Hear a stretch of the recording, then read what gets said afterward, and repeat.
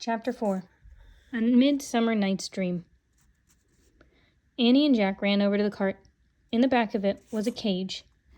In the cage was a big brown bear. The bear was slumped over, his head still down. The sign on the cart said, Dan the Dancing Bear. Dan? Annie asked. Are you going to fight? The lonely-looking bear raised his huge head and looked at Annie.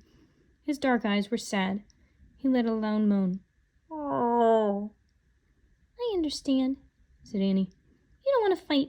You're asking me to take you away. Annie reached for the door of the bear's cage. Away with you! Someone shouted angrily. That's my bear! Jack and Annie whirled around. The cart driver was charging toward them. He's mine! I'm selling him! The man shouted. Come on, Annie, let's go, said Jack. He pulled her into the crowd walking down the road. But I have to save Dan, said Annie, looking over her shoulder. That guy wants to sell him to bear fights. I know, said Jack, but we can't just steal him. That guy is his owner. Jack looked around. He needed to get Annie's mind off the bear. He saw the group of older kids from the bridge. They were walking toward a round white building. Hey, look, the kids from the bridge, he said. Let's see where they're going. What about Dan? Said Annie. We can figure that out later, said Jack. Let's follow these kids now. He steered Annie toward the white building. When they got closer, Jack read the sign out front. A play at the Globe Theater. A Midsummer Night's Dream. Great, thought Jack. Annie loved plays. She loved acting in them at school. A man stood at the door of the theater. He was holding a box. A penny to stand, he shouted. The older kids dropped coins into the box and went inside. Wow, the play costs only a penny, said Jack. That's cheap. But we don't have any pennies, said Annie. Besides, I want to go back and free the bear. Jack sighed. What will you do with him if you're free? I'll figure something out, she said. Well, figure it out when the owner's not standing there, Jack said. Right now, let's learn something about this play. He quickly pulled out their research book. He found a picture of the Globe Theater. He wanted Annie to forget about the bear, so he read with lots of feeling. The first theaters were built in old England. Because there was no electricity, plays were performed during the day when it was light. Almost everyone could afford to go. Neat, huh? Said Jack. Annie sighed.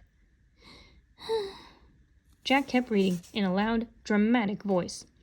Seating for the audience depended on how much was paid. The people who could afford the higher-priced seats sat in galleries above the stage. Others stood in an area below the... Boy! Someone shouted. Jack looked up.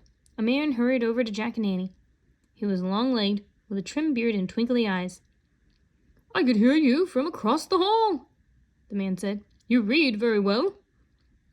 Jack smiled shyly. No, you are simply brilliant, the man said, and I am in great need of a boy who is a brilliant reader. Chapter 5. Stage Fright. Why do you need a boy who's a brilliant reader? Annie asked the man. Because I have just lost 2 fairies, he said. He pointed to Jack. You can read both. And you are nuts, thought Jack. Well, bye, see you around, he said. He nudged Annie to move along. Wait, she said. She turned to the man.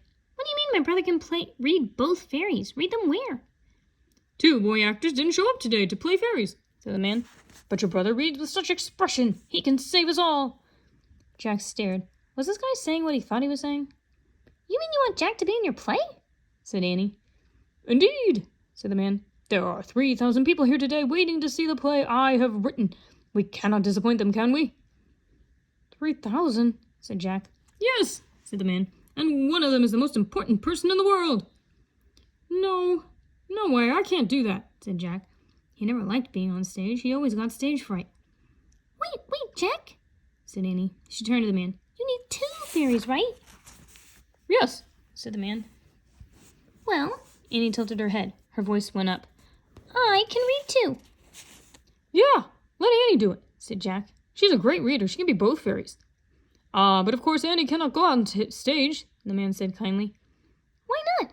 Asked Annie. The man raised his eyebrows. Surely you know it's against the law for girls to go on the stage. Boys must play all the girls' parts. But that's not fair, said Annie. Indeed 'tis not, but we cannot change the law now, said the man. He turned to Jack. So, Jack, will you join our players? No thanks, said Jack. He tried to walk off, but Annie grabbed his arm. Wait, I think I know what Jack wants, she said to the man. He will only be in your play if I can be in it too. No, that's not what I want, Annie, Jack said under his breath. But Jack, it would be so much fun, she whispered, and there's nothing to be afraid of. You get to read your part. You don't have to memorize it. Jack could tell that Annie really, really wanted to be in the play, and it was definitely a way to keep her mind off the bear. Okay, he said, sighing. He looked at the man. I'll be in your play if Annie can be in it too. The man looked at Annie. She smiled eagerly at him. The man smiled back. Why not? He said, but Annie will have to pretend to be a boy. She can tuck up her hair and we'll call her Andy. Yeah, thanks, said Annie with a grin. A trumpet blasted inside the theater.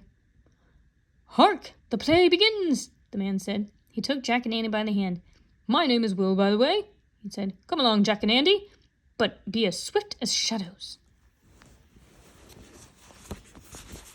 Chapter 6. On Stage. Will led Jack and Annie through a door into the back of the Globe Theater. Then he led them up a dark stairway. As they headed upstairs, Jack heard laughter coming from the audience. His legs felt like jelly. This way, said Will. He led Jack and Annie into a crowded, dimly lit room. Actors were rushing about everywhere. Each seemed to be in his own world. One was pulling on a cape. Another was tying a rope around his waist. A third was whispering words to himself. I'll find your costumes, said Will. As Will dug through a large basket of clothes, Jack and Annie looked around the costume room. It was crammed with fancy gowns, purple and blue capes, gold and silver wigs, stacks of hats and masks. Cool, whispered Annie. She touched a donkey mask and a lion mask. These would make good disguises, huh? Jack was amazed. She was acting so calm. Didn't she know they were about to stand in front of 3,000 people? The thought made him break into a sweat. His stomach felt fluttery. Here, said Will. He handed them green tunics, hats, and slippers. Put these on. No time to dally. Your parts come up soon. Jack and Annie slipped behind a curtain and changed into their costumes. As they put on their hats, Annie hid her pigtails. When they came out, Will handed them each a small scroll. Here are your scrolls, he said. They have only your lines on them, no one else's. Jack unrolled his scroll. He had 2 long speeches to read. Wait a second, he said. I thought I had just a few lines. I didn't know I had a ton. Don't worry, said Will. Just remember, speak very clearly and with feeling. And above all, act natural. Act natural? Thought Jack. How do you act natural when you're about to have a heart attack? Just then, a short, chubby man burst into the costume room. He had curly hair and bright red cheeks. He was dressed all in green, too. For goodness sakes, Will, he said in a frantic whisper. What will we do? Don't worry. Look what I've found. They both can read, said Will. He pushed Jack and Annie forward. Jack and Andy, meet Puck, merry wanderer of the night. He'll take you to the stage. Good luck. Annie smiled. Jack groaned. Come, boys, said Puck. Follow me. Puck led Jack and Annie out of the costume room into the hallway. Then he guided them to a dark area at the back of the stage. Actors stood silently nearby, waiting to go on. One wore a beautiful white gown. Others wore tattered brown rags. Through an arch, Jack saw the roof of the stage. It was blue with stars and a moon. A huge crowd stood directly in front of the stage. More people watched from the galleries above.